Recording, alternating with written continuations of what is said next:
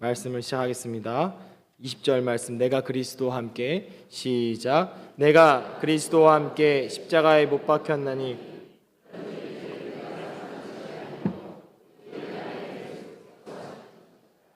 이제 내가 육체 가운데 사는 것은 나를 사랑하사 나를 위하여 자기 자신을 버리신 하나님의 아들을 믿는 믿음 안에서 사는 것이라. 아멘. 사랑하는 성도 여러분, 우리가 예수님을 믿는다는 것은 어떤 의미입니까? 예수님을 믿는다는 것은 첫 번째로 선포된 복음을 받아들이는 것을 의미하죠. 예수님이 누구신가 할 때 예수께서는 우리의 주요, 그리스도시요, 살아계신 하나님의 아들이시다, 이것을 믿는 것이 복음이고, 또 우리가 어떻게 구원을 받는가 할 때는 예수께서 우리를 위해 죽으시고 죽으셨을 뿐 아니라 부활하셨다, 이 내용, 이 복음을 믿는 것이 바로 예수님을 믿는다고 할 때의 의미입니다. 여기서 우리 죄를 위해 죽으셨다고 할 때 우리를 위하여, 여기에는 세 가지 의미가 있는데요. 첫 번째로는 우리의 힘으로 해결이 불가능한 죄를 예수님께서 해결하셨다는 거죠. 우리가 아무리 죽어도, 어떤 사람이 죽어도, 혹은 온 인류가 죽어도 해결할 수 없는 그 죄의 문제를 예수님께서 해결하셨다는 것입니다. 갈라디아서 1장 4절 말씀을 띄워주시고 우리 함께 읽겠습니다. 그리스도께서, 시작. 그리스도께서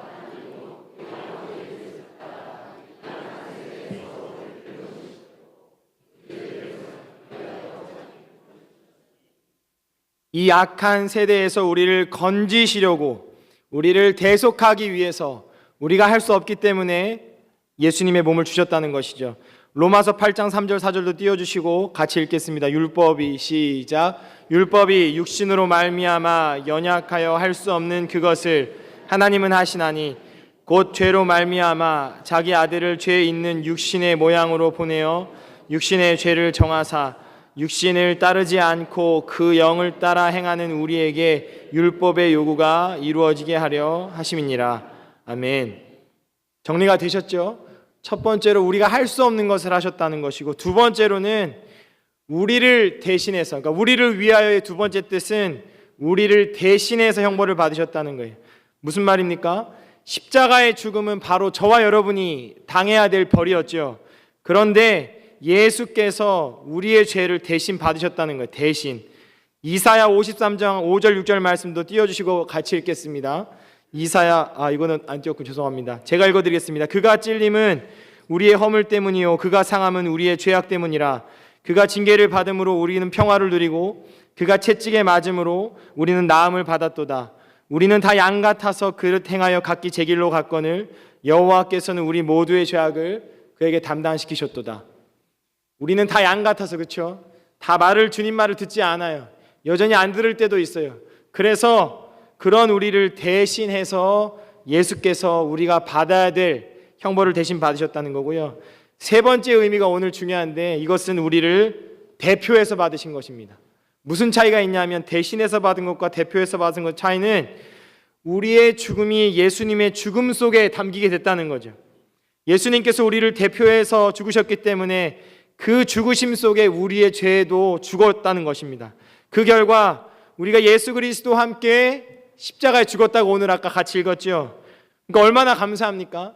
그 예수님께서 우리의 죄를 대신 받으셨기 때문에 그 중요한 의미는 우리가 이미 그분의 십자가 안에서 우리가 받아야 될 벌을 다 받은 줄로 믿으시기 바랍니다. 앞으로 더 받아야 되는 것이 아니라 예수께서 십자가에서 단번에 죽으심으로 다 받으신 거예요. 그러니까 이것을 알고 모르고가 우리가 신앙생활하는데 큰 영향을 미치죠. 그래서 우리가 이 십자가를 자주 묵상하고 자주 찬양하는 거죠. 내 중심이 아니라 하나님 중심으로 생각하는 거예요. 하나님께서 다 하셨다는 것을 다시 한번 인정하는 거죠. 어제도 어떤 청년이 찾아와서 그러더라고요. 목사님, 감리교, 침례교, 장로교의 구원의 차이가 무엇입니까? 저 사실 감리교 잘 모르고 침례교 잘 모르거든요. 근데 제가 확실히 아는 것을 얘기해 줬습니다. 장로교에서 구원에 대해서 강조하는 것은 하나님께서 처음부터 끝까지 다 하신 것이다. 우리는 이 하나님의 주권을 믿는다. 그렇게 강조해 줬거든요. 다른 데는 뭔가 자꾸 섞으려고 해요. 하나님이 하셨지만 우리가 뭔가 믿어야 되는 거 맞죠. 그렇지만 그게 우리가 하는 게 아니거든요. 하나님이 다 하신 거 안에서 우리가 하는 건데 자꾸 그거를 이제 사람으로 돌리게 되면 이제 종교개혁 그 시대처럼 그 사람이 하는 일로 바꿔버리기가 참 쉽죠. 오늘 오전 말씀에서도 이스라엘 백성들이 그 놋뱀을 700년이나 분양했다는 것을 보면 알 수 있잖아요. 놋뱀은 그 히스기야가 말했던 것처럼 놋덩이에 불과하거든요. 근데 사람들은 뭐 하나만 있으면 그거를 하나님 대신에 붙들려고 하기 때문에 우리 장로교에서 이 가르치는 이 교리가 굉장히 중요한 거죠.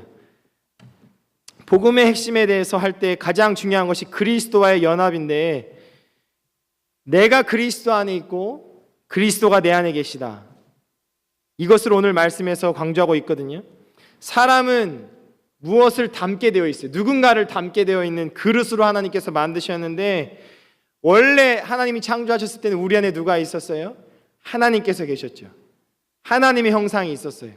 그때는 뺏으려고도 하지 않았고 더 가지려고도 하지 않았고 서로가 서로를 위해 사는 것을 당연하게 여기는 것으로 그렇게 하나님처럼, 삼위일체 하나님처럼 상호 내주하며 살 수 있게 되었는데, 이 인간이 깨지게 되면서 어떻게 돼요? 악한 사단의 영이 들어오죠. 사단의 영을 담게 되면서 하나님의 형상을 잃어버렸는데, 아까 말씀드렸죠. 복음이 뭐예요?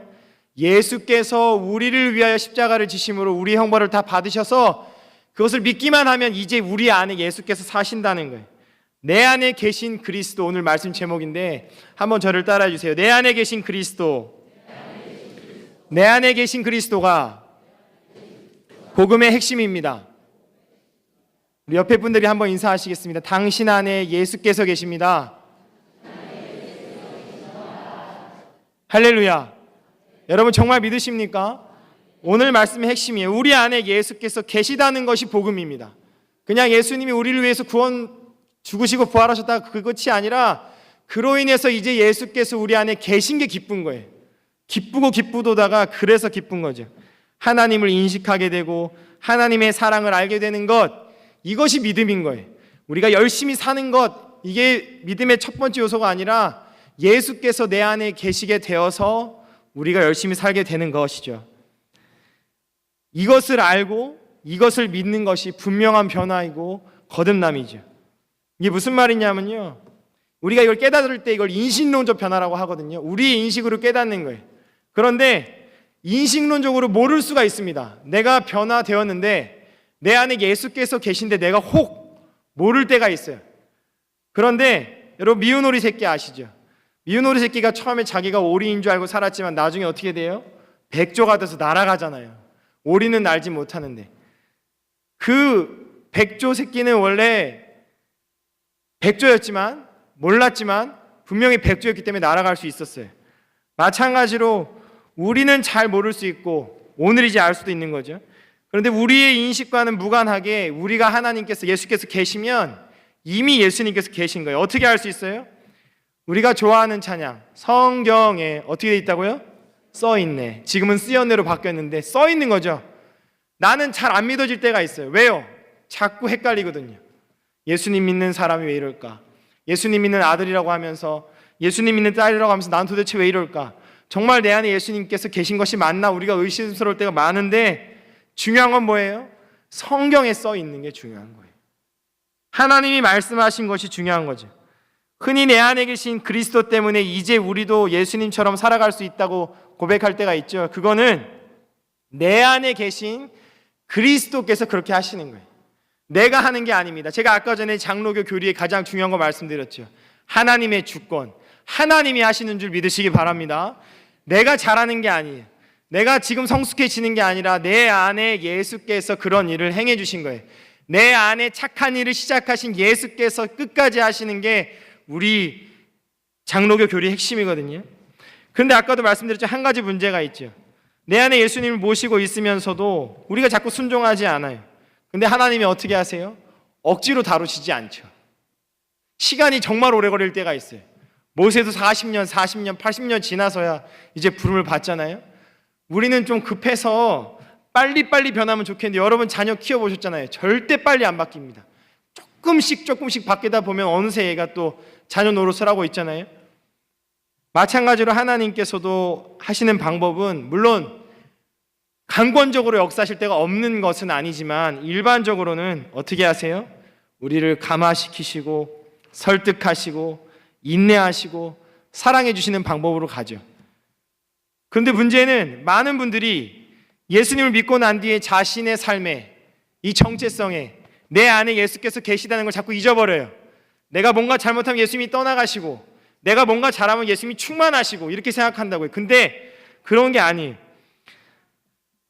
이것을 제대로 깨닫지 못하면 어떻게 되냐면 내 삶에서 옛사람의 습관이 나오면 어떻게 돼요? 나를 비난합니다. 나를 막 무시하고 나를 욕하고 그래요. 자기 비하를 해요. 혹은 또 다른 사람에게서 그런 모습이 발견되면 어떻게 돼요? 손가락질하죠. 저 사람 왜 저래? 그게 왜 그렇다고요? 저 사람 안에 있는 예수님을 모르고 내 안에 있는 예수님을 모르기 때문에 그렇게 되는 거죠. 우리 삶에서 좋은 것이 나타나든 혹은 나쁜 것이 나타나든 그것을 평가하는 기준이 내 행동이 돼서는 안 된다는 말씀이에요. 내 행동으로 하면요, 여러분 지금 프로야구에서 제일 못하는 팀도 4할은 넘기거든요. 근데 여러분 우리 인생 살면서 열흘을 살면 여러분 3번 이길 때 있습니까? 야구 선수들도 잘 치는 타자가 3번 안타 치거든요. 우리도 비슷한 것 같아요. 살아가다 보면 열흘을 살면 하루 이틀 주님 뜻대로 사는 것 같고 8일 9일은 그렇게 안 사는 것 같아요. 그래서 주님 옆에는 자꾸 회개하죠. 회개해야 되죠. 그런데 중요한 건요, 그렇다고 해서 내 안에 예수께서 안 계시는 게 아니라는 것이 오늘 말씀의 핵심이에요. 하나님의 자녀된 그 신분에 대한 자부심, 구원받았다는 기쁨이 사라지면 어떻게 돼요? 내가 낙심되죠. 침체됩니다. 우리가 예수님 믿음으로 달라지는 건 다시 말씀드리지만 내 힘이에요? 내 안에 계신 예수님의 힘이에요? 내 안에 계신 예수님의 힘이죠. 내가 닮는 주인이 바뀌어서 이런 일이 가능해진 것이지 내가 하는 게 아니라는 말씀이죠. 예수님을 믿는 순간 우리가 겉으로는 많이 안 바뀌었을 수 있어요. 내 말과 행동이 좀 많이 안 바뀌었을 수 있어요. 그렇지만 내가 정말 예수님 믿는다고 고백하고, 나는 알죠. 예수님 믿는다고 고백하고 예수님을 믿음으로 받아들였다면 내 안에 예수께서 계셔요, 안 계셔요? 확실히 계신 줄로 믿으시기 바랍니다. 계시는 거예요. 그래서 예수께서 우리의 정체성이 되셨죠. 이게 왜 중요하냐면 고린도전서 1장 30절 31절 말씀을 띄워주시고 우리 같이 읽겠습니다. 너희는 시작.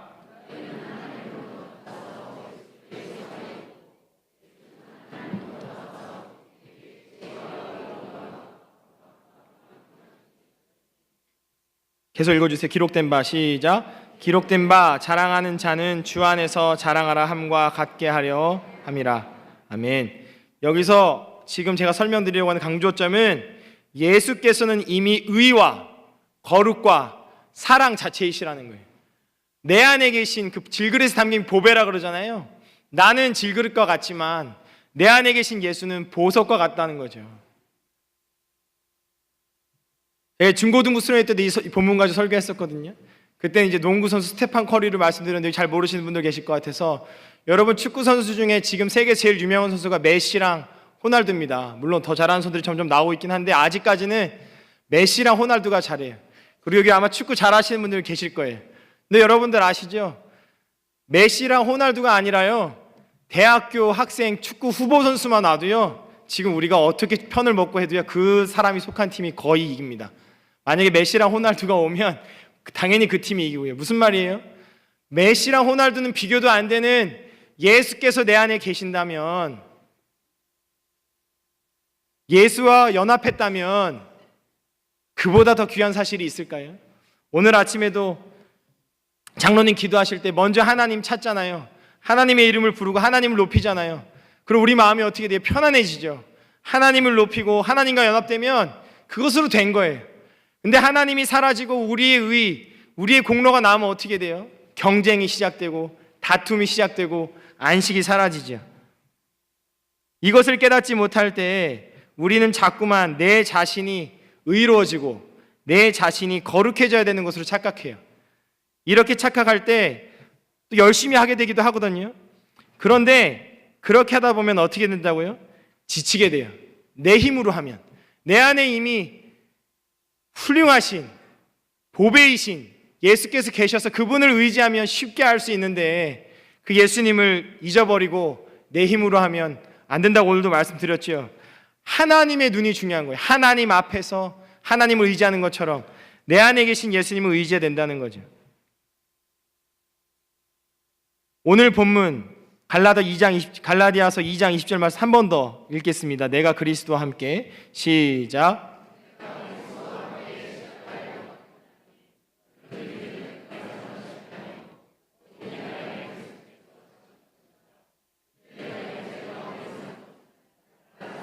나를 위하여 자기 자신을 버리신 하나님의 아들을 믿는 믿음 안에서 사는 것이라. 아멘. 하나님의 아들을 믿는 믿음 안에서라고 이렇게 번역이 되어 있는데, 조금 더 부드럽게 번역을 하면 하나님의 아들을 믿는 믿음으로, 하나님의 아들을 믿는 믿음으로 무슨 말이에요? 내 믿음이 아니에요. 내 안에 계신 예수님의 믿음, 의와 거룩이시고 사랑이신 그 믿음이에요. 예수님이 하나님을 믿는 그 믿음, 그 믿음으로 산다는 거예요. 얼마나 감사합니까? 우리 믿음은 어때요? 기복이 심하죠. 제가 이번 주에도 휴가 갔다가 이제 목요일에 서울에서 오는데 아시죠? 비가 엄청나게 왔잖아요. 대전으로 오면 올수록 비가 더 많이 오더라고요. 차가 움직일 수가 없을 정도로, 차가 너무 안 움직여서 서울에서 대전까지 5시간이 걸렸는데요. 비가 너무 많이 오니까요. 그런데 금요일에 어떻게 됐어요? 쨍쨍 맑았죠. 날씨가 그래요. 비가 왔다가 맑았다가, 우리도 그렇죠. 우울했다가 기뻤다가 하는데, 이런 기복 있는 믿음이 아니라 내 안에 예수의 변함없는 믿음으로 살게 되었다고 사도 바울이 오늘 고백하고 있는 것입니다. 우리가 이 예수님 안에 있기 때문에 하나님께서 그 예수님을 보고 우리를 사랑하시는 거예요. 우리를 보면 사랑할 것이 없어요. 근데 우리 안에 계신 예수님, 우리가 믿는 예수님을 봐주셔서 우리를 사랑하시는 거예요. 훨씬 감사하죠. 예수를 믿게 되었다는 것은 이제는 내 안에 악한 영, 거짓 영이 나갔고 예수께서, 성령께서 들어오셨다는 것을 믿으시기 바랍니다. 달라진 것은 내가 악한 자의 종이었다가 이제는 예수님의 종이 되었다는 거예요. 우리는 자신의 영적인 노력으로 스스로를 변화시킬 수 없습니다. 루터가 해봤었어요.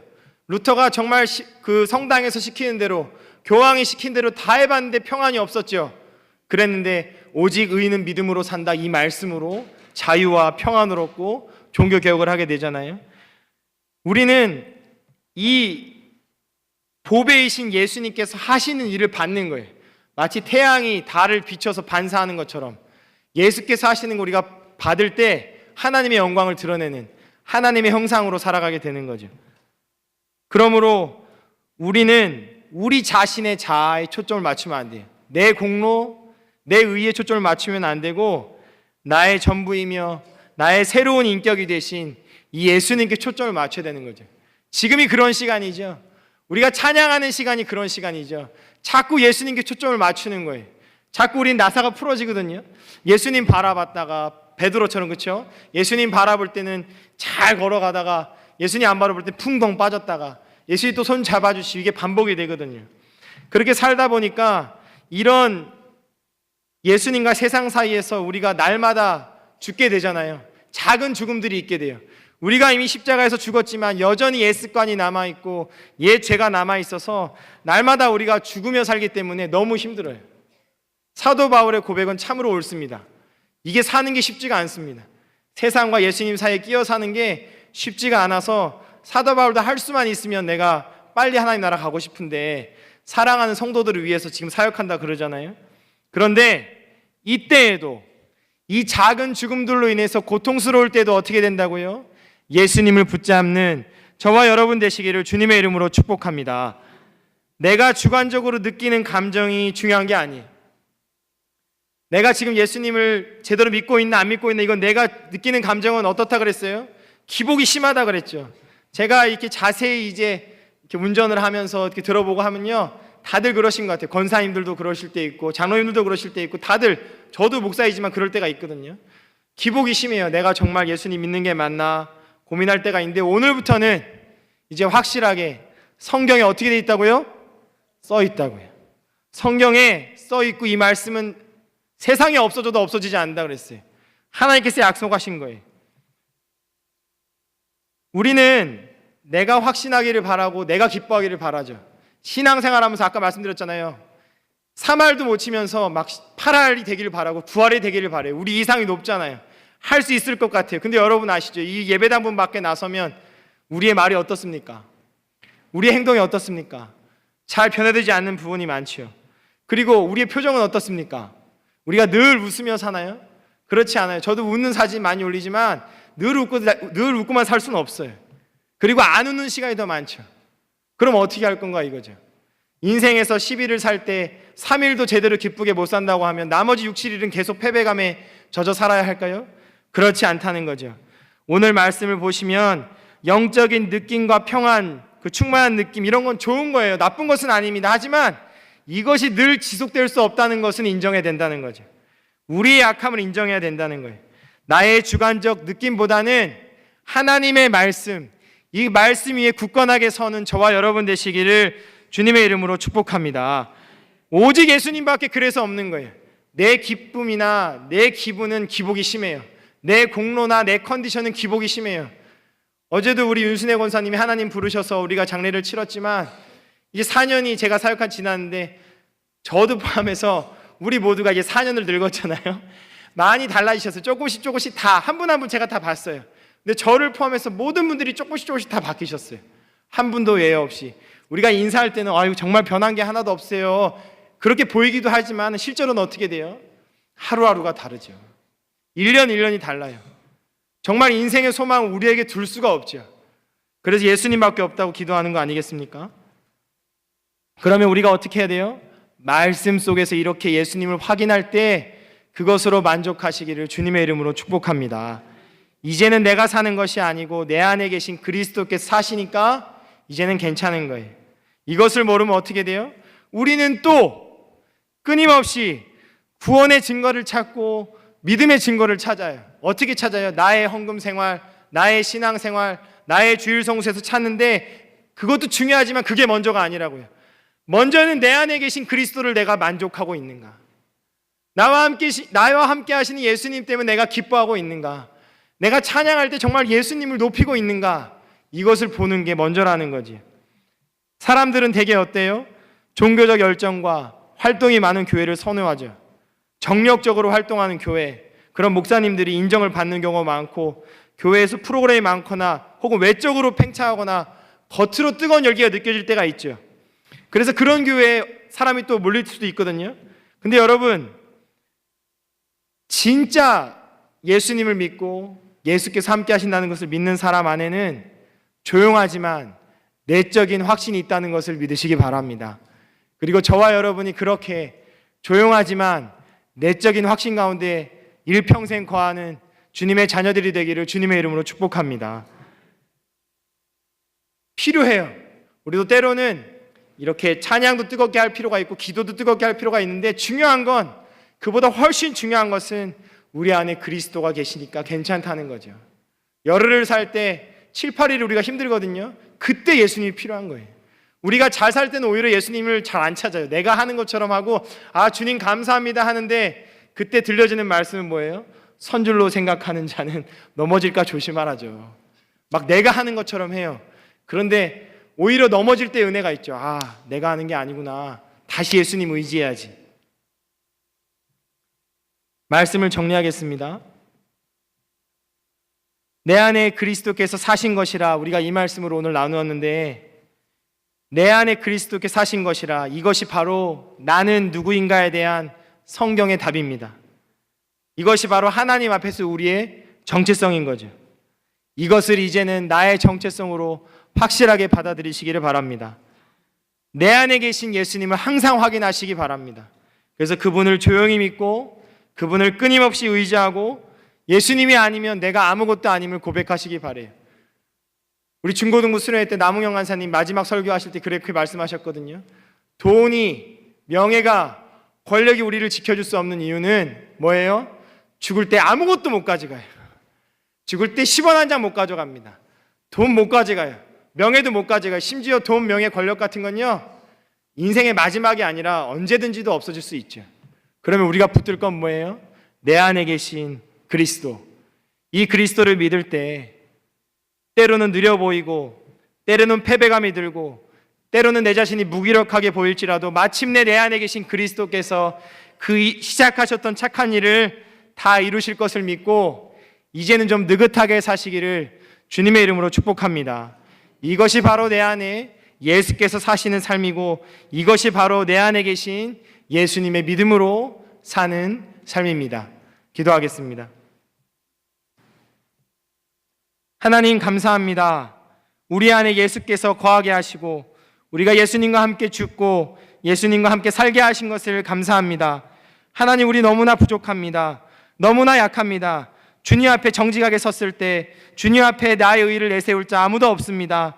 오직 내 안에 계신 예수 그리스도 믿고 하나님 오늘부터 다시 살기로 결심하오니, 하나님 그 확신 가지고 또 넘어질 때라도 다시 이 말씀을 기억하여서 내 안에 이미 예수께서 살고 계시고 영원토록 나를 붙들어 주신다는, 하나님께서 처음부터 시작하셨고 마지막까지 이루실 것이라는 이 믿음 가지고 담대하게 이번 한 주간 살아갈 수 있도록 은혜 베풀어 주옵소서. 예수님의 이름으로 기도드립니다.